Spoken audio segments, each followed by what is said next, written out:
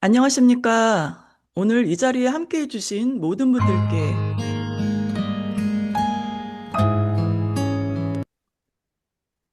안녕하십니까. 오늘 이 자리에 함께 해주신 모든 분들께 감사의 말씀 드립니다. 저는 오늘 북토크의 사회를 맡게 된 4.16 해외연대 유정선입니다. 오늘 이 자리는 4.16 해외연대, 스프링 세계 시민연대, 미시간 세사모, 샌프란시스코 공감이 공동으로 마련한 특별한 자리입니다. 세월호 참사가 일어난 지 어느덧 12년째. 그러나 우리는 아직도 묻고 있습니다. 왜 304명이 죽어야 했는가? 왜 그 많은 아이들이 차가운 바다에서 구조를 기다리다 숨져야 했는가? 오늘 그 물음에 정면으로 답하는 책이 나왔습니다. 제목은 해경은 아무것도 하지 않았다.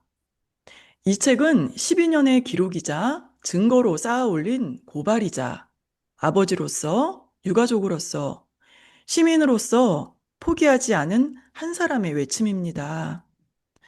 오늘 이 자리에는 이 책의 저자이자 세월호 희생자 박수연 학생의 아버지이신 박종대님을 모셨습니다. 해외에 계신 동포 여러분과 함께 이 소중한 시간을 함께 나눌 수 있어 매우 뜻깊습니다. 자리를 마련해 주신 모든 단체와 참여해 주신 모든 분들께 거듭 감사 인사드립니다. 본격적인 북토크에 앞서 잠시 함께 묵념을 하겠습니다.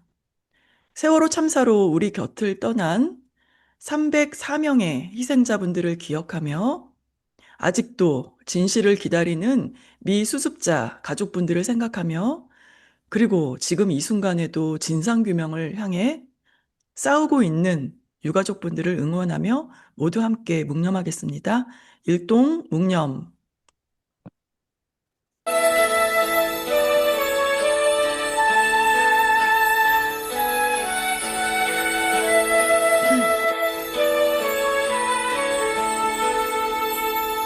잊지 않을게, 잊지 않을게, 절대로 잊지 않을게.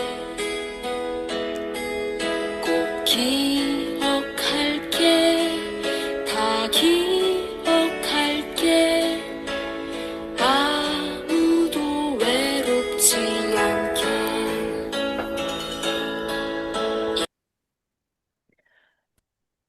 세월호의 아이들, 어른들, 304명의 희생자분들을 잊지 않겠습니다. 감사합니다. 이제 편히 앉아주시기 바랍니다.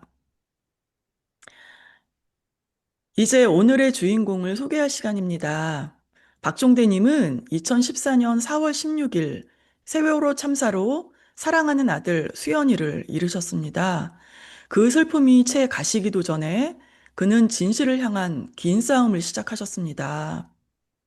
특조위, 사참위, 검찰 수사를 끝까지 지켜보며 공청회마다 참석하고 방대한 자료를 분석하며 박종대님은 해경의 구조 방기가 단순한 무능이 아닌 부진정, 부작위였음을 규명하는데 헌신해 오셨습니다. 2020년 첫 번째 책 이후 5년 반 만에 두 번째 책을 통해 참사 당일 해경이 취해야 했지만 취하지 않은 행동들, 선내 상황 파악, 탑승객 탈출 조치 지시, 구조 세력 출동, 이 세 가지가 왜 실행되지 않았는지를 증거 중심으로 낱낱이 밝히셨습니다.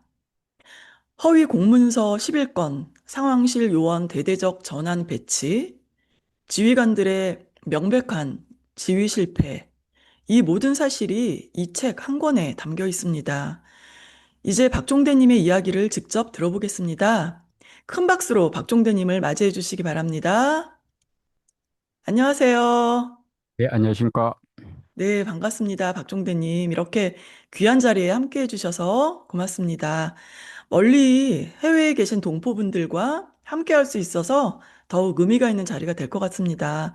간단히 인사 말씀 부탁드립니다. 네, 반갑습니다. 바쁘신 가운데서 이렇게 함께 해주셔서 감사히 말씀드립니다. 특히 해외에 계신데도 불구하고 우리 세월호와 그리고 한국 사회의 문제에 대해서 그 관심을 가져주신 점 존경합니다. 국가에 의한 진상규명이 사실상 종료된 상태에서 국내에서도 점점 잊혀져가는 그 사건인데 끝까지 이렇게 챙겨주신 점 너무너무 고맙다는 말씀을 드리겠습니다. 아무쪼록 우리가 유가족들이 계속 싸울 수 있도록 책짓도 좀 해주시고 또 울타리도 되어주실 것을 부탁드리겠습니다. 고맙습니다. 네, 이제 본격적인 질의응답 시간을 갖겠습니다. 총 9가지 질문을 준비했습니다.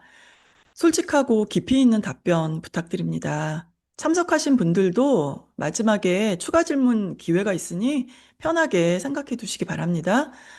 자, 박종대님, 첫 번째 질문 드릴게요. 이번에 두 번째 책을 쓰셨는데, 왜 두 번째 책을 쓰셨고, 또 첫 번째 책과는 무엇이 다른가요? 어, 제가 첫 번째 책을 쓸 때 그 안에 들어있는 게 59꼭지였거든요.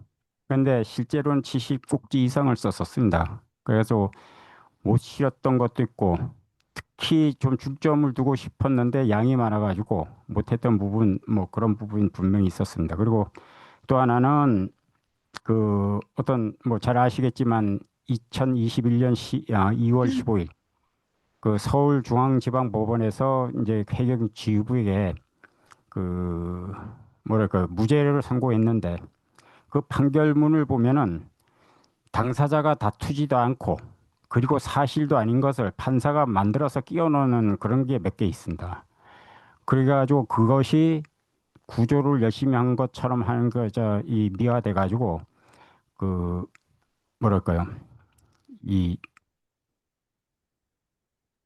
무죄를 선고하는데 그- 그걸 줬다, 영향을 줬다라고 말씀드리고, 또 하나는 이제 우리가 이제 근본적으로 검찰을 믿지 못했기 때문에 사참위 또는 일기특조위를 이제 원했던 거거든요. 근데 일기특조위는 잘 아시다시피 그 뭐 박근혜 정부에서 강제로 해산시켰고 조사도 방해했고, 그러니까 어쨌든 그 실적은 남기지 못했는데, 사참위 같은 경우에는 좀 규모가 작아서 그렇지 기간도 그렇고 그래서 굳이 안 될 이유도 없었습니다. 특히 구조반기 같은 경우에는.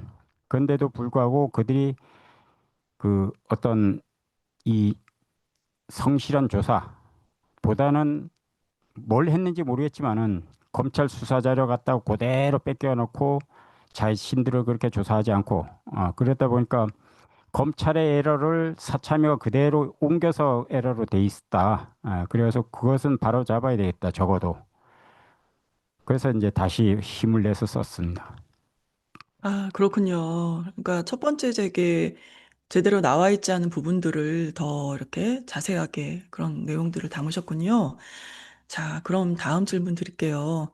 책 제목처럼 해경이 아무것도 하지 않았다는 핵심 증거는 무엇인가요? 해경에게는 세월호 사고 당시 해경에게는 그 각자에 대한 자기 의무가 있었습니다. 그러니까 이제 구조 절차로 놓고 나서 보면은 초동 조치를 해야 되고, 그것은 상황실에서 해야 되고, 그다음째 그 뭐 수색 구조는 이제 그 지휘부가 해야 되고, 뭐 이런 식의 해서 그 각자, 그러니까 상황실에서도 그 개인 개인에게 주어진 그 미션이 있었었고, 또 조직에게 주어진 미션도 있었었고, 그다음에 그 어떤 지휘부한테도 맡겨진 그게 있었는데, 이상하게도 그게 전혀 안 됐다. 라고 말씀을 드리겠습니다. 이제 특히 그 구조 절차대로 말씀드리면 상황 파악, 상황 판단, 구조 세력 출동 지시, 그다음째 보고 및 전파, 이것을 했어야 되는데 사실상 상황 파악서부터 하나도 되지 않았었다. 그러다 보니까 그 출동 구조 세력이 사고 현장에 가서는 뭘 해야 될지 안절부절 우왕좌왕했던 것이고, 지휘부는 그 상황실에 앉아가지고 맹하게 예, 그냥 앉아 있었던 것.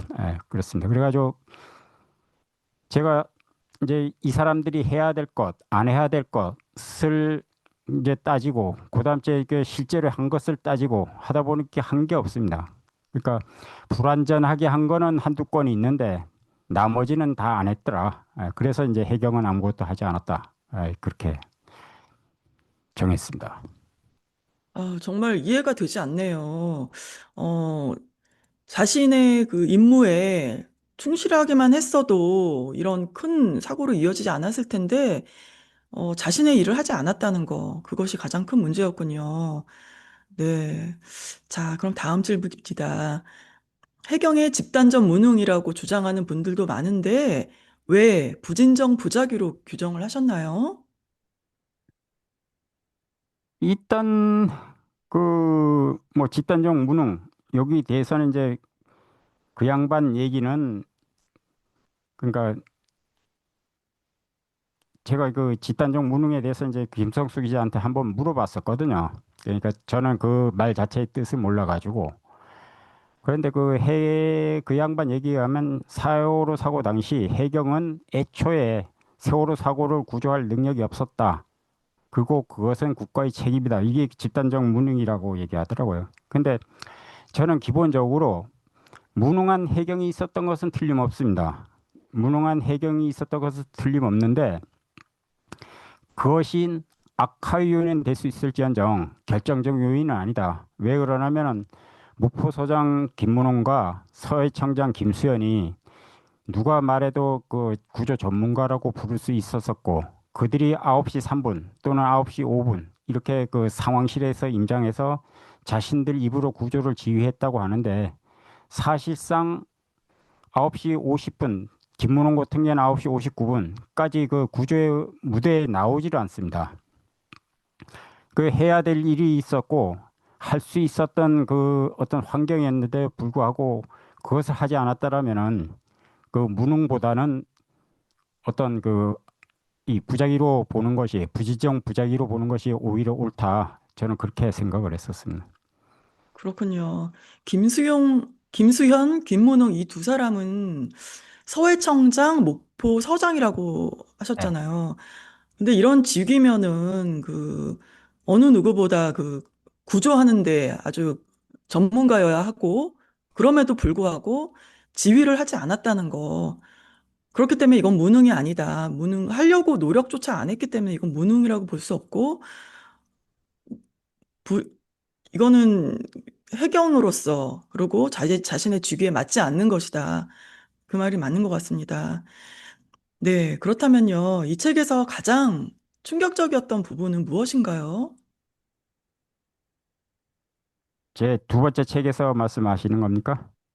네, 두 번째 책엔 여러 가지를 좀 담았습니다. 그 중에서 그 이 해경이 허위 공문서를 작성해가지고 넘어갔고 검찰과 법원이 인정해줘가지고 어떤 무죄 선고의 근거로 되는 그 구조본부 비상가동과 관련된 부분이 있습니다. 제 책 3장에 이제 그게 나오는데 세월호 사고 당시에 실제로 제가 연구한 바에 의하면 그 국가의 비상 그 구조 시스템 자체가 가동을 하지 않았는데도 불구하고 그것을 가동한 것으로 그 거짓말하고 그것을 입증하는 허위 공문서를 만들어 놓고 이것이 이제 저로서는 이제 되게 그 충격적이었고 또 하나 더 든다라면은 제가 이제 그 허위 공문서 작성 및 행사 해가지고 고소 고발을 했었는데 뭐 결국엔 불기소 처분을 받았으니까 할 말은 없는데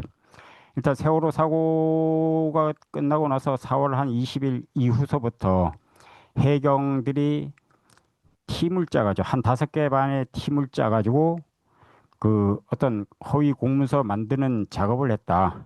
그래가지고 총경급이 책임지고 해서 그걸 만들어가지고 진도에 있는 그 김석균한테 가서 그것을 결재를 받고 그리고 그 역할을 나누어 가지고 그 독해 저는 뭐 회사 다니면서 독해라는 걸 한 번도 안 해봐가지고 잘 모르는데 연습을 했다는 겁니다. 그 진도구청에서 회의실에서 그래 놓고 나서 감사원 감사 그다음 째 국회 국정조사 뭐 이런 데 가서 그대로 그 어떤 진술을 하다 보니까 아주 잘 된 것처럼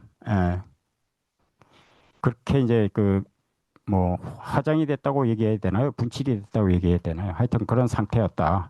그것이 저한테는 좀 그랬습니다.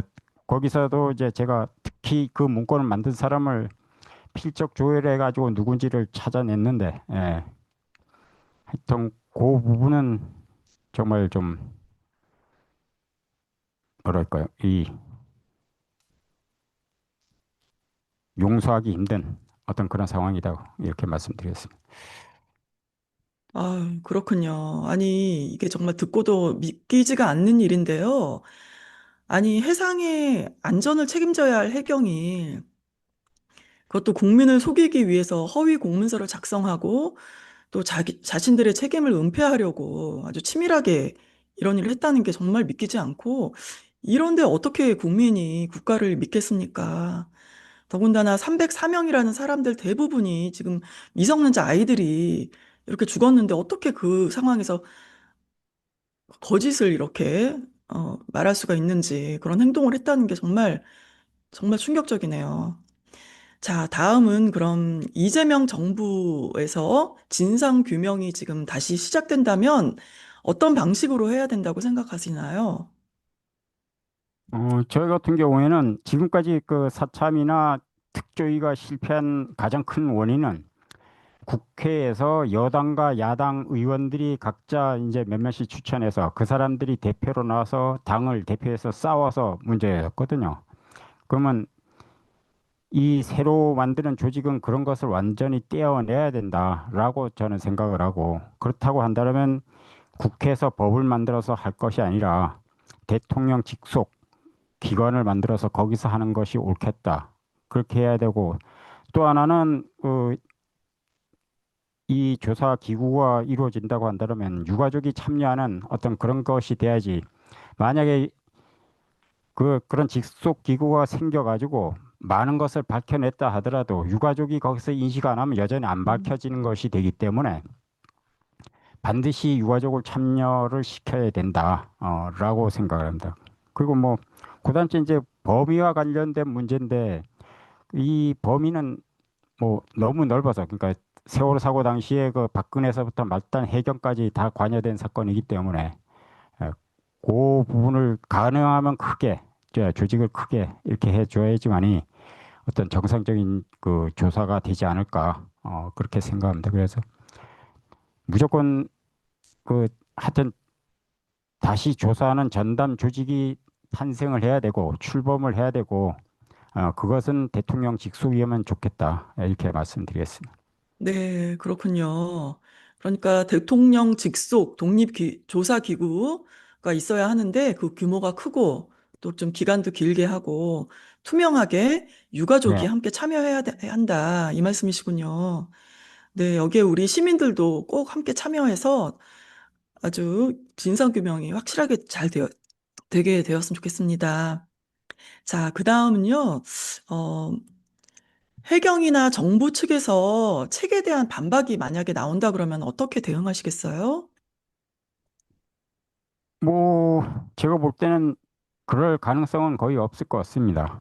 예, 그리고 차라리 그렇게 해주면은 제 책을 선전해 주는 거니까 오히려 음, 땡큐라고 말씀을 드릴 수 있고 제가 거기서 쓴 거는 사람 실명을 쓴 거 그걸 가지고 이렇게 덤벼든다면 몰라도 어, 매뉴얼과 법에 위반된 것은 쓴 적이 없습니다. 그렇기 때문에 그 뭐 그쪽에서 그렇게 덤벼들지 못할 것이다. 오히려 이론적으로는 일부 사람들을 빼놓고 나서는 오히려 저보다 모르는 사람이 더 많을 것이다. 그래서 아주 특별한 사람이 아니면은 그렇지 못할 것. 제가 정보 공개 청구를 한 600, 오늘 아침에 한번 확인했더니 676건인가 이렇게 돼 있더라고요. 그래가지고 해경들하고 상당히 많이 그 해봤는데 실제로 그 당시에 저 해경의 구조 시스템을 이해를 잘 못하고 있더라고요.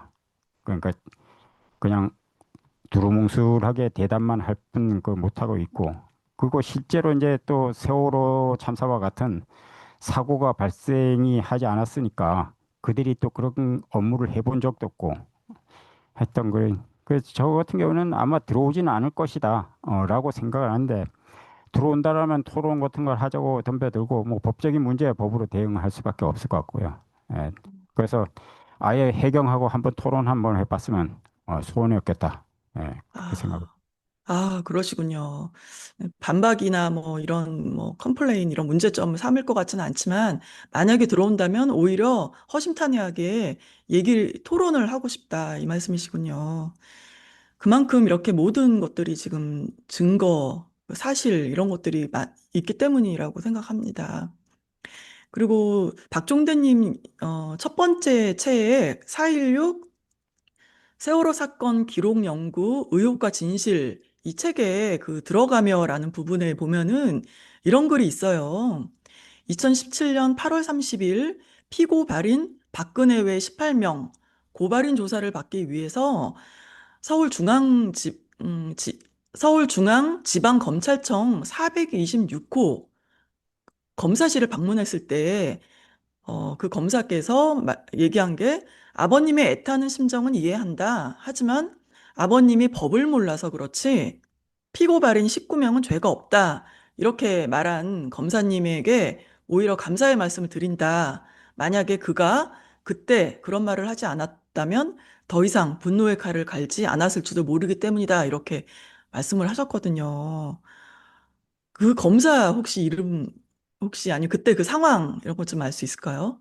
그러니까 이제 문재인 대통령이 그 문재인 대통령이 이끄는 정부가 출범을 하고 나서 그 양반도 이제 뭐 애초에 당선되기 전에도 우리 분향소 같은 데 와서 그 진상규명을 약속했었고 당선된 후에도 광화문에서 유가족들을 안고 그러셨는데 제가 생각할 때는 그 당시에 그 어떤 이 문재인 정권이 그 이것을 잊어먹기 전에 어떤 이슈를 만들어야 된다라고 생각을 했었습니다. 근데 이 한 사람이 하는 거는 항상 보면은 그렇게 그 어떤 검찰이라든가 어느 기관에서도 그렇게 중하게 생각을 하지 않더라고요. 그래서 4.16 연대와 가협이 좀 해줬으면 좋겠다라고 이제 제가 좀 압박을 했었는데 그 사람들은 아니 대통령도 뭐 할 수 있는 기회를 줘야지 시간도 안 주고 나서 무조건 몰아붙이면 되겠느냐 이런 식의 하면서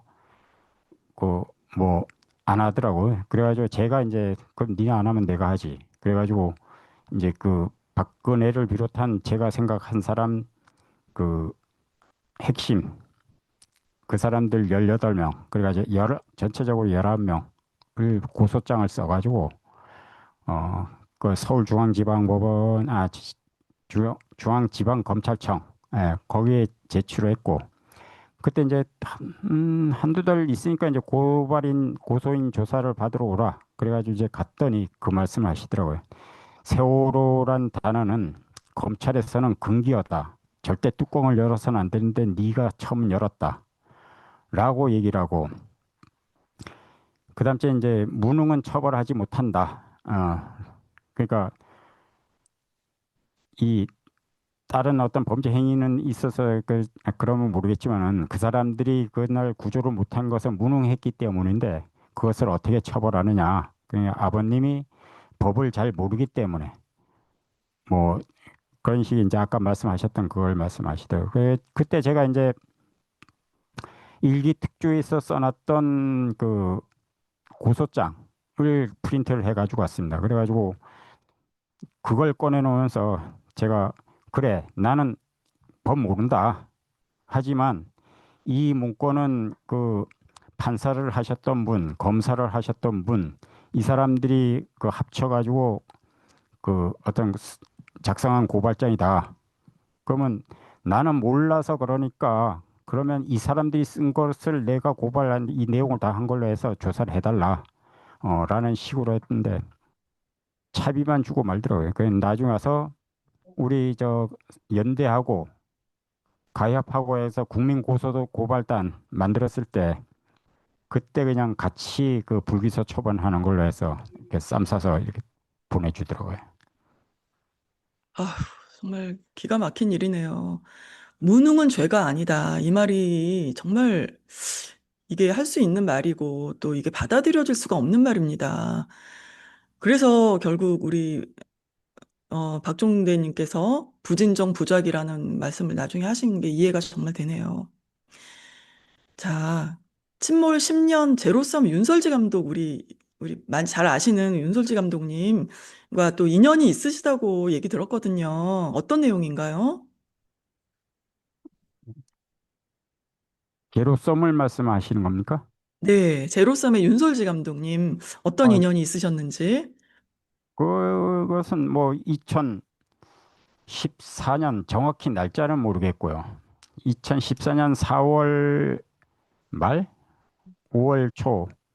그러니까 근데 이제 그때는 이제 제 전화번호가 이제 돌아다니던 그 시절이었으니까 그 친구가 이제 전화를 해서 좀 뵈면 안 되겠냐 뭐 이렇게 해서 그 만나서 그 팟빵이라 그러나요? 그 하여튼 그때 그 방송하는 거 그 유튜브 방송은 아니었던 것 같고 팟캐스트 말씀하시나요?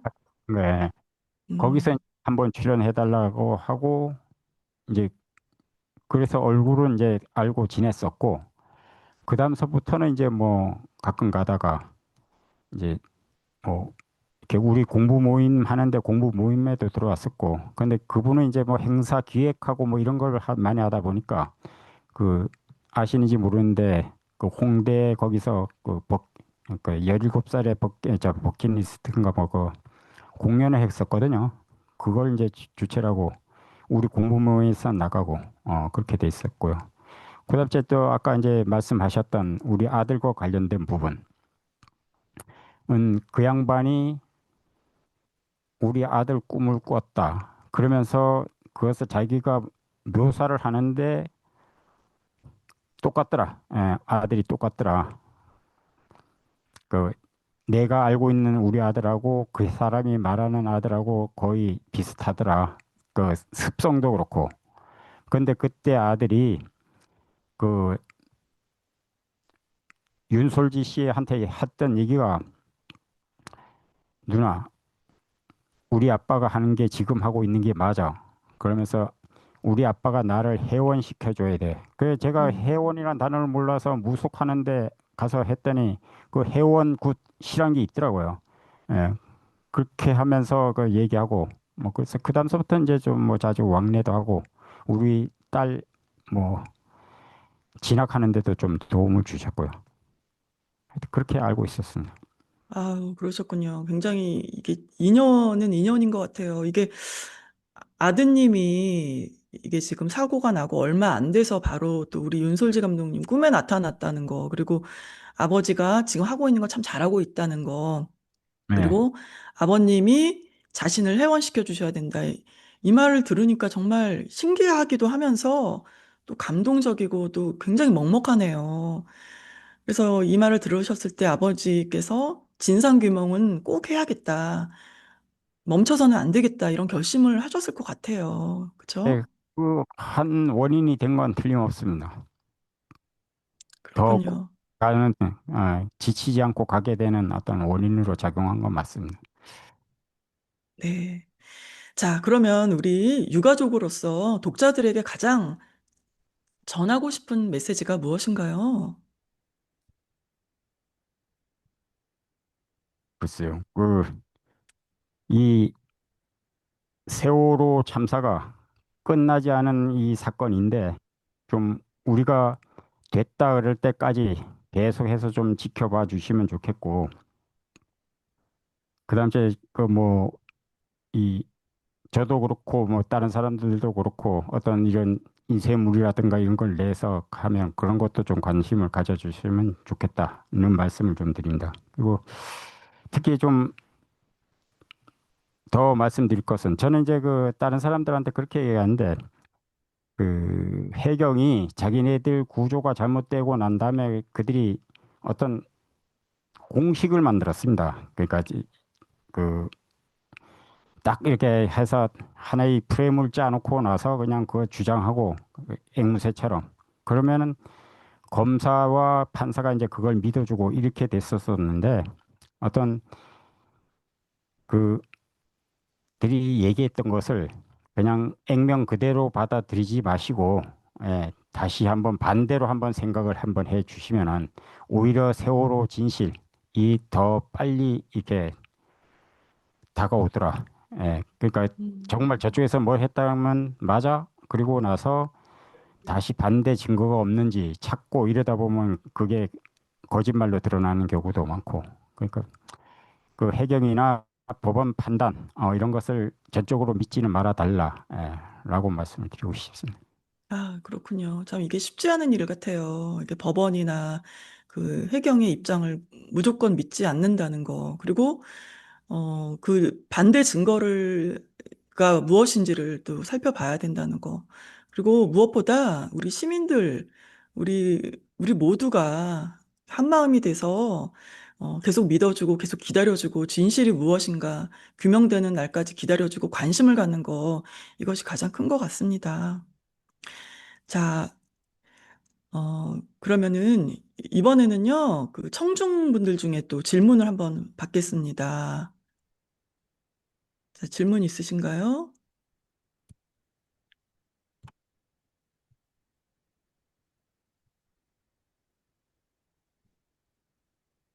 네, 저기, 질문 하나 드릴게요. 이번에 그 아버님께서 그 책을 이렇게 새로 내셨는데, 북덕후 후에 또 어떤 활동을 계획하고 계신지 궁금합니다. 당장은 뭐 4월 달이 우리가 바쁜 달이기 때문에 그 4월은 저쪽에 전주, 진주 뭐 이때까지 그 어떤 그 북토크가 잡혀 있기 때문에 그곳에 집중할 수밖에 없고요. 이거 5월서부터는 새로운 아이템을 이제 개발을 좀 해보려고 합니다. 그러니까 제가 예전에 이제 그 일권 쓸 때는 그게 뭐 이것저것 모아서 그 전부를 썼었는데 오로지 이제 이번에 이제 해경에 관한 문제만 이제 파헤쳤었고 그러면 다음에는 청와대를 할까? 그 청와대 같은 경우에는 제가 세 번인가 네 번인가 갔었습니다. 그 윤석열이가 개방해가지고 그래서 가서 그 그때 그 세월호 사고 당시에 어떤 것인지 해가지고 그 사람들이 진술한 거하고 비교를 해가지고 했었더니 아주 결정적인 그 부분이 있더라. 잘못된 부분이 있더라. 예. 그래가지고 실제로 뭐 지금 뭐 기억나신지 모르겠지만 10시 20분경에 그 박근혜가 보고받았다. 라고 돼 있는데 실제로 그것이 그뒤 아까도 말씀드렸던 어떤 그런 공식에 의해서 얘기했던 것이지 실제로는 그렇지 않다. 더 빨리 받았을 가능성, 그러니까 10시 이전에 받았을 가능성이 더 높다. 라고 생각하고 그런 것을 좀 해가지고 예, 박근혜를 한번 더 추적을 해볼까 이런 생각을 좀 하고 있습니다. 아, 그거는 저희들 모두가 지금 궁금한 내용 맞습니다. 도대체 그 시간 동안 무슨 일이 있었고, 그 시간 동안 어떤 진실이 도대체 가려져 있나. 네, 정말 궁금하고, 또 저희들 궁금증 이런 것들을 이제 더 계속 추적해 보시겠다고 하시는군요. 네. 그리고 또, 지금 아버님께서 이게 계속 이제 앞으로 또 이 책을 들고 이렇게 계속 또 북토크를 이어가실 거란 얘기를 들었거든요. 네. 그래서 많은 분들이 공감을 하고 또 이 굉장히 중요한 일이라는 거, 우리가 깨어나고 우리가 관심 갖지 않으면 이 세월호 사건은 계속해서 일어날 일이라는 거, 그것을 꼭 명심하고 관심을 계속 가져주고 포기하지 않았으면 좋겠습니다. 자, 어떻게 해요? 또, 질문 있으신가요? 청중분 중에? 자, 여기 질문이 올라왔습니다. 박근혜 7시간을 비롯한 정보 공개를 시민사회에서 요구해 왔는데, 이번 이재명 정부에서는 어떻게 가능성이 있어 보이시나요?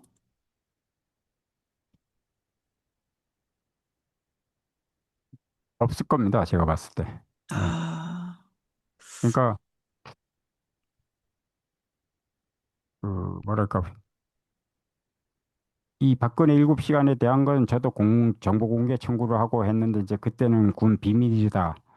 라고 이제 얘기해가지고 그냥 그 공개 자체가 안 됐고 나중에 이제 김기춘, 김장수, 김관진 요 사람들 이제 그 수사할 때 이제 청와대가 약간 그런데 묘하게도 또 박근혜 7시간은 거기서 빠져 있었습니다. 근데 그들의 진술에 의하면은 뭐 현재로서는 자기 방에서 그냥 죽치고 앉아 있었다, 라고 돼 있는 게 지금 정설처럼 돼 있고요.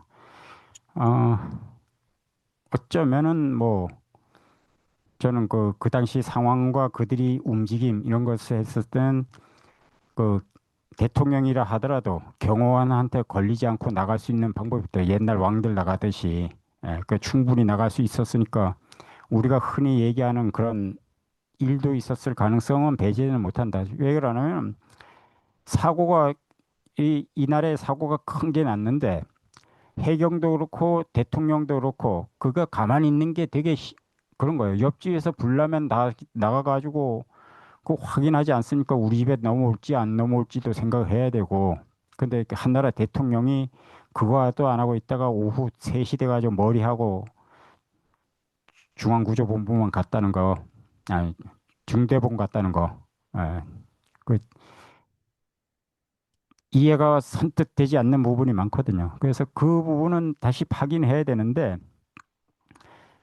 어쨌든 간에 우리가 가지고 있는 증거는 없고 증거는 그들이 다 가지고 있고 목격자도 그들이 다 가지고 있기 때문에 그 집 어떤 살림을 아주 사리를 다 털어가지고 오지 않는 한 그거 밝히기 쉽지는 않을 것 같다. 이렇게 말씀드립니다. 아휴, 정말 절망적이네요. 우리가 이 국민이 마땅히 알아야 될 일이고, 또 이게 보통 일이 아니잖아요. 많은 우리 국민이 이렇게 사망을 했는데, 그거를 밝히지 못한다, 안 한다, 이거는 정말 있을 수도 없는 일이고요. 결국에는 꼭 밝혀지게 될 일이라고 생각합니다. 자, 다음 질문 드릴게요. 어, 두 번째 이번 책이요. 핵심 발견에 대해서 한 번 더 요약을 자세하게 부탁드린대요. 이게, 우리 박종대님의 저자님의 분석이 김수현 서해청장, 김문홍 목포서장 두 사람의 지휘 실패가 결정적이고 둘 다 함정, 상황실, 수색구조 경험이 전무하다 이렇게 하셨는데요. 이게 예, 어떤 예. 내용인지 자세히 알려주세요. 어,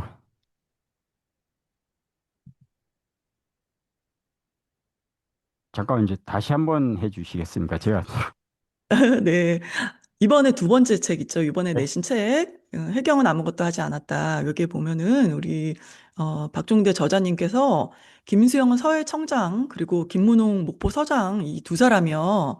이 두 사람이 이 두 사람이 지휘를 해야 되는데 실패를 했다는 거. 이것이 결정적이고 또 둘 다 함정, 상황실, 수색 구조의 그 경험이 없었다는 거, 별로 전무하다는 거. 그리고 또 상황 직전 그 상황실의 핵심 인력이 조형곤, 이병윤 등에 대해서 그 근무 기간이 뭐 2개월 미만이었다 이랬거든요. 근데 이런 상황들 좀 자세히 설명해 주세요. 어, 일단 뭐 그 상황실의 무능력, 그다음째 저는 이제 그 지휘부의 무능력, 뭐 이렇게 저 생각을 하고 있는데요. 일단 제 책은 구조는 그렇습니다. 일장 같은 경우에는 그 이 사참위가 정말 제대로 조사를 했나, 못한 것은 없나 이 부분을 했고, 2장 같은 경우는 이제 구조 절차에 대해서 아주 깊숙이 얘기를 했고요. 그런데 3장은 이제 아까 말씀드렸던 구조본부 비상가동과 관련돼서 실제로 거기 있었는지 없었는지, 그리고 4장은 이제 수색 구조 해가지고 그날 어떤 식으로 구조를 했어야 되고 뭐 이런 부분을 얘기했고, 5장이 이제 인경비군 뭐 관련된 겁니다.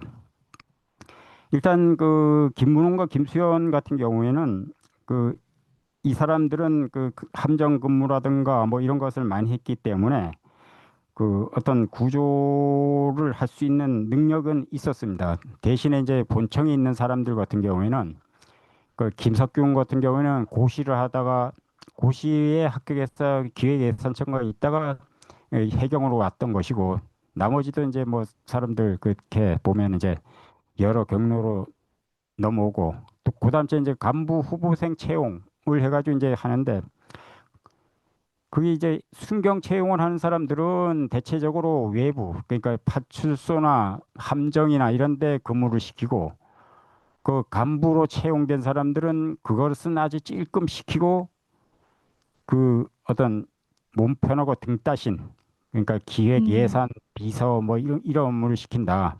그러다 보니까 해경의 인사 관리 자체가 그 어떤 이 무능력자를 양성을 하게 돼 있고, 그다음에 그 양성된 사람이 조직의 정점에 가가지고 좀 실무를 아는 사람을 지시를 해야 되니까 그게 잘 안 되는 원인으로 돼 있다, 이렇게 말씀을 드리고요. 그 그래서 저는 이제 그 기본적으로 뭐 두 가지를 생각하는데, 하나는 어떤 그 해경청장이라든가 이런 사람들을 뽑을 때 특별한 자격, 특별한 경력이 없으면은 그 사람은 뽑으면 안 된다라는 부분을 좀 생각을 하고 있고, 그것이 안 된다라면은 원래 국제 규격에서는 그 구조본부장은 구조를 지휘를 못하게 돼 있습니다. 그러니까 밑에 사람들이 구조를 잘 하도록 그 지원 업무만 하고 평상시에 대비 업무만 하고 이렇게 돼 있고, 실제 구조 상황이 발생하면 조정관이라 해가지고 별도의 그 전문가가 실무 부서의 담당자가 그것을 지휘하도록 그렇게 돼 있는데, 우리나라도 그렇게 바꾸지 않으면은 여전히 그런 문제는 남아 있다, 이렇게 말씀드리겠고요. 아까 이제 목포서 상황실과 관련돼서는 뭐 이 상황실 자체가 좀 잘못된 것 같아요. 제가 봤을 때 뭐냐면은 2014년 2월 10일 날 목포서 상황실 그 상황실 근무자들을 8, 90%를 한꺼번에 바꿔버립니다. 그리고 나서 두 달 정도 있다가 사고가 나니까 김수현이나 김문홍이나 이런 사람이 그것을 하지 않으면은 지휘를 해주지 않으면 자체적으로 할 수 없는 그런 상황이었고 또 하나의 문제는 상황실에 오면은 그 사람들이 우리는 보통 뭐 1년 단위, 2년 단위 이렇게 있는 것으로 돼 있는데 거기서는 6개월 단위로 순환 근무를 시킵니다. 그러니까 상황실 맛만 보고 그냥 가지 거기에 전문가 자체가 양성이 될 수 없는 어떤 그런 구조로 되어 있더라라고 말씀을 드렸습니다. 그리고 이 특히 이제 뭐 사람들은 그 우리가 이제 저도 그랬었고 유가족들도 그렇고 이 사건에서 누가 최고 책임이 있느냐 중한 벌을 받아야 되느냐 하면 이제 사람들이 그 서슴지 않고 해경청장 김석균 이렇게 돼 있는데 실제로 매뉴얼을 보면은 모포서장 김문홍입니다. 그러니까 김문홍이는 원래 정상적으로 갔었으면은 다른 사람은 다 빠져나가도 김문홍이는 못 빠져나가게 돼 있어요. 그러니까 왜 그러냐면은 그 당시 구순환구호법 제17조 1항에 따라 가지고 현장 지휘를 해야 될 의무가 있었는데 9시 59분까지 현장 지휘를 하나도 하지 않았고 또 사고가 발생이 되고 나면은 상황을 판단해 가지고 그게 어떤 상황이지 그래 가지고 옆으로는 전파하고 위로는 보고하고 함정 같은 데는 어떤 그 행동 방안 같은 걸 주고 이렇게 했어야 될 의무가 있었는데 그 명백한 의무가 있었는데도 그걸 하지 않았다. 거기에 더 문제되는 거는 김문홍이 9시 5분경에 9시 3분경에 거기 갔다가 삼청구함 조타실에 들어가서 사고 발생 사실을 알았고 그때서부터 이제 구조 활동을 한다고 했었으니까 예, 그 시간이 없어서 못할 상황은 아니었고 그렇게 한다라면은 김문홍이는 무조건 부작위의 책임을 질 수밖에 없는 그런 구조였다고 보고 다만 그 서해청장 같은 경우에는 그 김문홍을 지휘해야 할 그러니까 잘 하고 있는지 안 하고 있는지를 확인해 가지고 모자란 건 뭐고 지원할 건 뭐고 이런 것을 해 가지고 그 사람이 잘 할 수 있도록 독려를 하든지 지휘를 하든지 이것을 했어야 되는데 그것을 하지 않은 거 그게 죄다. 그래서 거꾸로 놓고 나서 보면은 김문홍이 최고 크고 그 다음은 김수현 이렇게 봐야 되고 특히 김문홍 같은 경우에는 자기 이제 변명을 하는 게 상급자가 지휘를 하기 시작하면 나는 지휘권이 없어 이렇게 돼 있는데 실제로는 상급 기관에서 그 지휘권을 인수해가지 않으면은 여전히 김문홍이가 지휘를 해야 되는 거거든요.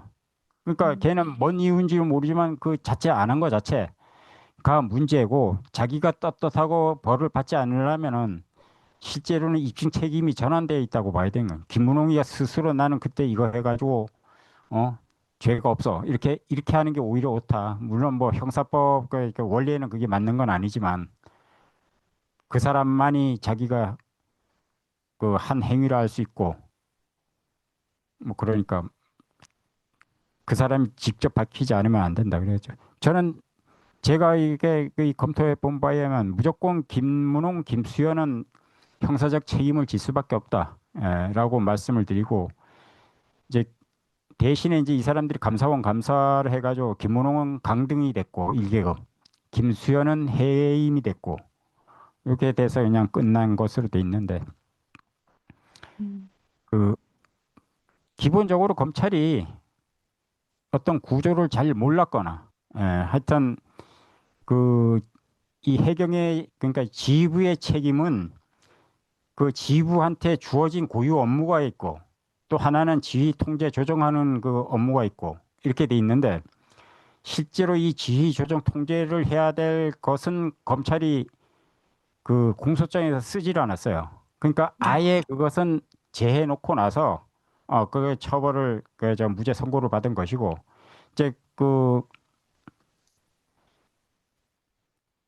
해경 지휘부가 고유한 임무 그러니까 그 사람들만이 할 수 있는 임무 같은 경우에는 허위 공문서 작성 및 행사를 해가지고 내놓은 서류를 검찰과 법원이 그것 사실로 믿어줬고 사참위는 좀 이상한 것 같아 이렇게 써져 있습니다. 사참위 보고서에는. 예. 그 하여튼 그런 부분은 좀 세밀히 따져야 되지 않을까 이렇게 생각합니다. 아, 정말 답답하고 믿기지가 않네요. 도무지 이게 믿을 수가 없는 일이고, 이게 지금 우리 사회에 일어나고 있다니, 이게 정말 너무 불안한 일이에요. 자, 그러면은요, 해경의, 지금 다음 청중 질문인데요. 해경의 무능함만이 구조하지 않은 원인이 아니라고 하셨는데, 그렇다면 해경이 어떤 의도를 가지고 또는 어떤 지시를 통해 일부러 구조를 하지 않은 것 같다고 생각하시나요?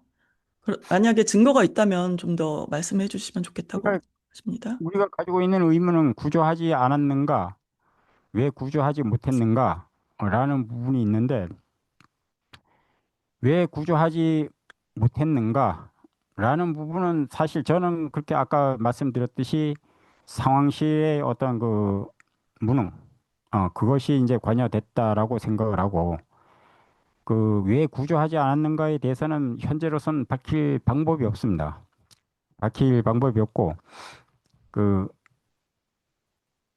이 어떤 사람이 나는 구조하지 않을 거야 라고 얘기했던 사람도 아직까지 찾아보지를 못했고 또 야, 너네 구조하지 마라. 구조하면 큰일 나. 라고 얘기했던 사람도 아직까지 찾지 못했다. 그래가지고 실제로는 아직까지 그 왜 못했는가 하고 왜 하지 않았는가 하고 그 이 의문은 여전히 남아있다. 다만 이 사건을 오랫동안 이제 들여다본 사람들, 뭐 김성수 기자를 포함해서 뭐 이런 사람들은 이제 아까 말씀하셨던 집단적 무능과 조직적 무책임 뭐 이런 것을 그 들어가지고 그것이 참사의 원인 이렇게 얘기를 하고 있습니다.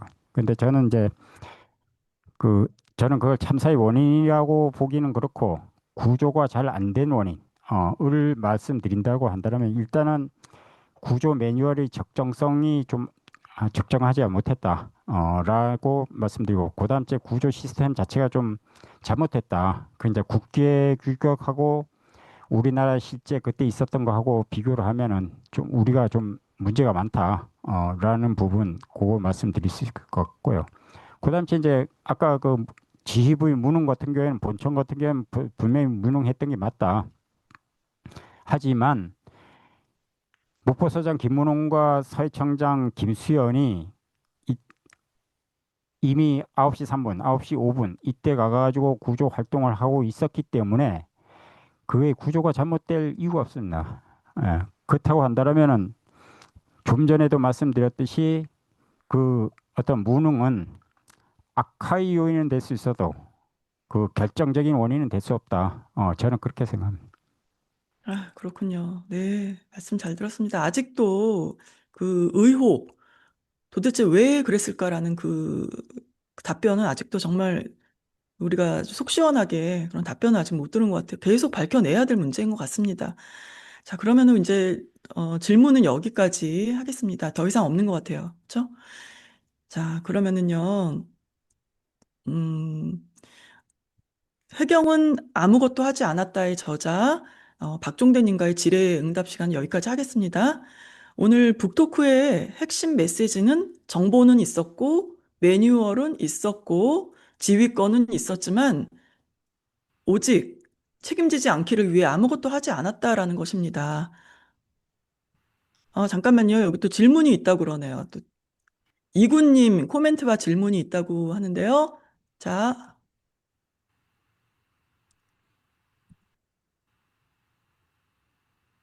네. 직접 해주실래요? 네, 제가 대신 해드릴게요. 자, 먼저 이렇게 귀한 자리를 만들어 주셔서 고맙습니다. 아직도 이해되지 않은 것이 왜 퇴선을 지시하지 않았는가 하는 것입니다. 방대한 자료를 살펴보신 것으로 알고 있습니다. 과연 누가 퇴선을 지시했어야 한다고 생각하시나요? 퇴선.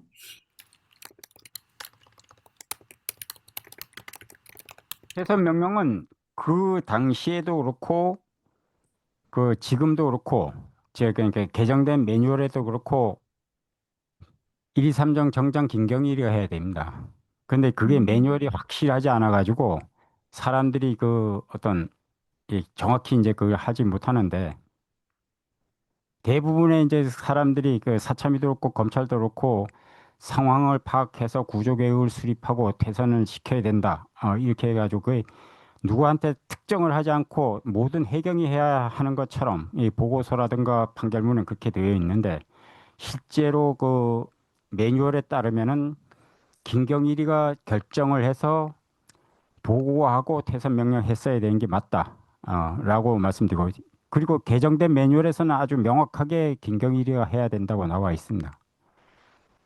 네, 그렇군요. 김경일. 네, 맞습니다.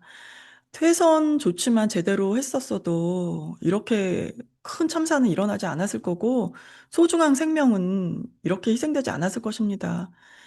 자신의 임무만 충실하고 또 이게 꼭 뭐 누구 지시가 물론 당연히 굉장히 중요합니다. 그런데 이 상황을 잘 살펴보고 지금 굉장히 급박한 상황이었고요. 또 구조할 수 있는 여러 번의 기회가 있었음에도 불구하고 그것을 다 놓쳤다는 게 정말 정말 가슴 아픈 일이고 또 우리 사회에 정말 음, 정말 이거 서로 이제 우리가 잘 이런 것들을 살펴보고 또 관심을 갖고 더 이상의 이런 일이 일어나지 않았으면 좋겠습니다.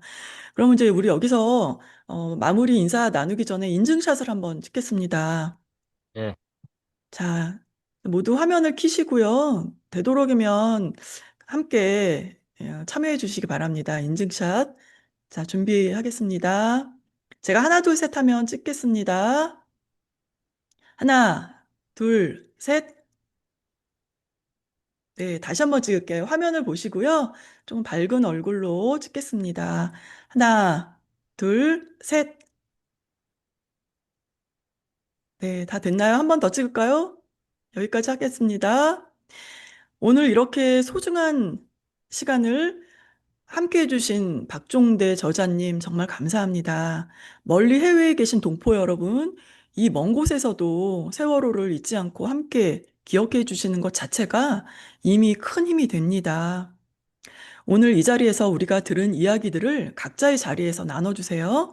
SNS에 주변 지인들에게, 그리고 다음 세대에게. 세월호 참사는 과거가 아닌 우리 모두의 현재입니다. 다시 한번 오늘 행사를 준비해 주신 4.16 해외연대, 스프링 세계 시민연대, 미시간 세사모, 샌프란시스코 공감과 참석해 주신 모든 분들께 깊이 감사드립니다. 마지막으로 제가 선창을 하면 청중들 분들 다 함께 외쳐주시기 바랍니다. 자, 기억하겠습니다. 자, 마이크 켜주시고요. 다시 하겠습니다. 마이크 다 켜주세요. 기억하겠습니다. 기억하겠습니다. 포기하지 않겠습니다. 포기하지 포기하지 않겠습니다. 않겠습니다. 함께 하겠습니다. 함께 하겠습니다. 네, 오늘의 이 북토크 잊지 않으시길 바랍니다. 이상으로 오늘 박종대님과의 북토크 모두 마치겠습니다. 고맙습니다. 맞습니다. 고맙습니다. 수고하셨습니다. 수고하셨습니다. 네, 5분 동안 대화 나누고 끊을까요? 네, 못